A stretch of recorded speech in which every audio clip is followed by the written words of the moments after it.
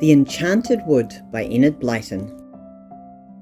Moonface and the Slippery Slip.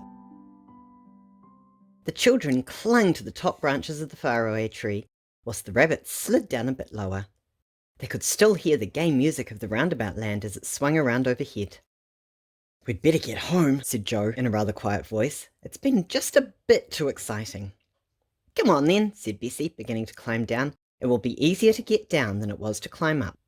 But Fanny was very tired. She began to cry as she clung to her branch. She was the youngest and not as strong as Joe and Bessie. "I shall fall," she wept. "I know I shall fall." Joe and Bessie looked at one another in alarm. This would never do. It was such a long way to fall. "Fanny dear, you simply must try," said Joe gently. "We've got to get home safely." But Fanny clung to her branch and wept great tears. The two rabbits looked at her, most upset. One put his paw into her hand.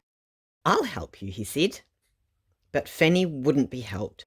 She was tired out and afraid of everything now. She wept so loudly that two birds nearly flew off in fright. Just as the others were really in despair, a small door flew open in the trunk of the tree not far below, and a round, moon-like face looked out.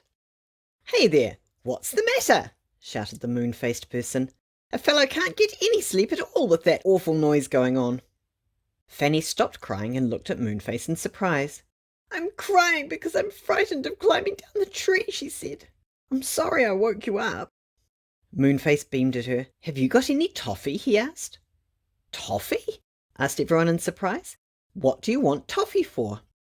"To eat, of course," said Moonface. "I just thought if you had any toffee to give me, I'd let you slide down my slippery slip. You get down to the bottom very quickly that way, you know." "A slide? All the way down the faraway tree?" cried Joe, hardly believing his ears. "Good gracious, whoever would have thought of that?" "I thought of it," said Moonface, beaming again just like a full moon. "I let people use it if they pay me toffee." "Oh," said the three children, and looked at one another in dismay, for none of them had any toffee. Then Joe shook his head. "We've no toffee," he said, "but I've a bar of chocolate. It's a bit squishy, but quite nice." "Won't do," said Moonface. "I don't like chocolate. What about the rabbits? Haven't they got any toffee either?" The rabbits turned out their pockets. They had a very curious collection of things, but no toffee.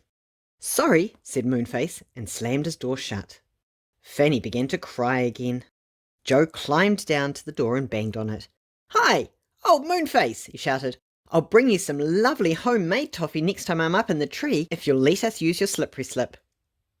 The door flew open again, and Moonface beamed out. "Why didn't you say so before?" he asked. "Come in." One by one the rabbits and the children climbed down to the door and went in. Moonface's house in the tree was very peculiar. It was one round room, and in the middle of it was the beginning of the slippery slip that ran down the whole trunk of the tree, winding round and round like a spiral staircase. Round the top of the slide was a curved bed, a curved table, and two curved chairs made to fit the roundness of the tree trunk.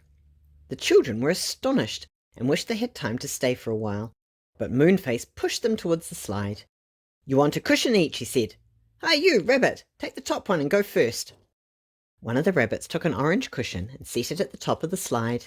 He sat down on it looking a little nervous. "Go on, hurry up," said Moonface. "You don't want to stay all night, do you?"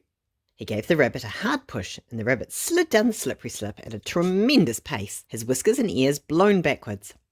Joe thought it looked a lovely thing to do. He went next. He took a blue cushion, sat on it at the top of the slide, and pushed off. Down he went on his cushion, his hair streaming backwards. Round and round and round went the slippery slip inside the enormous trunk of the tree. It was quite dark and silent, and lasted a very long time, for the faraway tree was tremendously tall. Joe enjoyed every second. When he came to the bottom, his feet touched a sort of trapdoor in the trunk at the foot, and the trap flew open. Joe shot out and landed on a big tuft of green moss which was grown there to make a soft landing place. He sat there out of breath.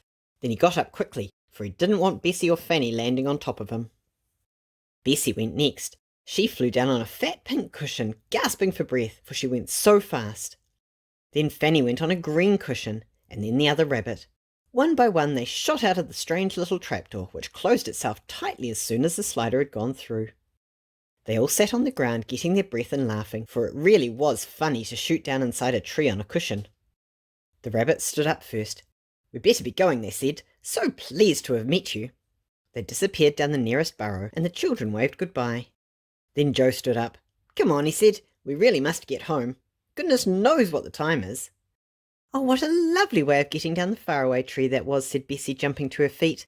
"It was so quick." "I loved it," said Fanny. "I'd like to climb the tree every single day, just so I could slide down that glorious slippery slip. I say, what do we do with the cushions?" At that moment a red squirrel dressed in an old jersey came out of a hole in the trunk. "Cushions, please," he said. The children gathered them up and handed them to the squirrel one by one. They were getting quite used to hearing animals talk to them now. "Are you going to carry all those cushions up the tree to Moonface?" asked Fanny in astonishment. The squirrel laughed. "Of course not," he said. "Moonface lets down a rope for them. Look, here it comes." A rope came slipping down between the branches. The squirrel caught the end of it and tied the bundle of cushions firmly onto the rope. He gave 3 tugs and the rope swung upwards again, taking the cushions with it. "Good idea," said Joe, and then they all turned to go home, thinking as they walked of the strange and exciting things that had happened that day. They came to the ditch and jumped across. They went down the lane and through the little back gate. By the time they reached the cottage they were ready to drop with tiredness, and their mother and father were not home yet. Bessie sleepily made some bread and milk. They undressed while the milk was heating. Then they ate their supper sitting in their beds.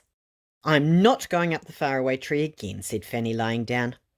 "Well, I am," said Joe. "Don't forget we promised old Moonface some homemade toffee. We can climb up to his house, give him the toffee, and slide down that slippery slip again.